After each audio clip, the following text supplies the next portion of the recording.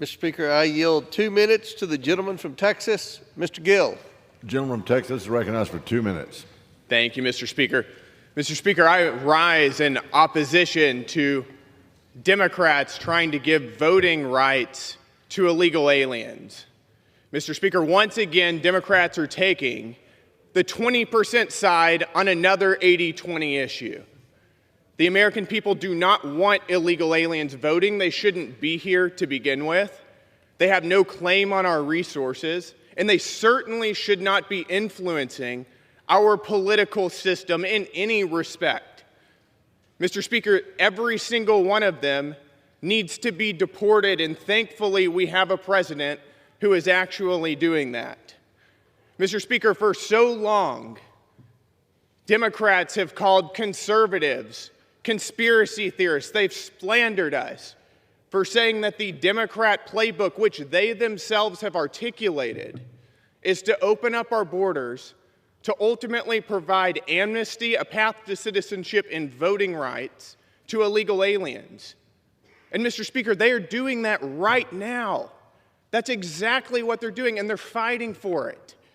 Allowing illegal aliens to vote is not only grotesquely unjust, but it waters down the meaning of citizenship for American citizens who are here. Mr. Speaker, our government should represent our people, American citizens. Illegal aliens have no right to vote. They shouldn't be voting. And they need to be deported. With that said, I yield back. Thank you. Thank you. I yield myself as much time as I may consume. You're recognized.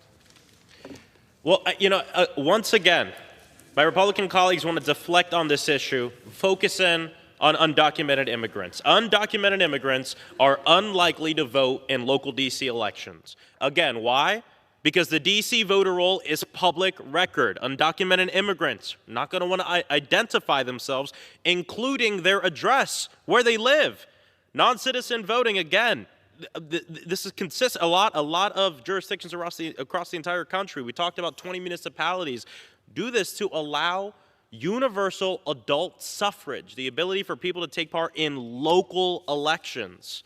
The other thing, real quick, that one of my Republican colleagues brought up is the purpose of this bill is, quote, we want to stop the diluting the voices of American citizens.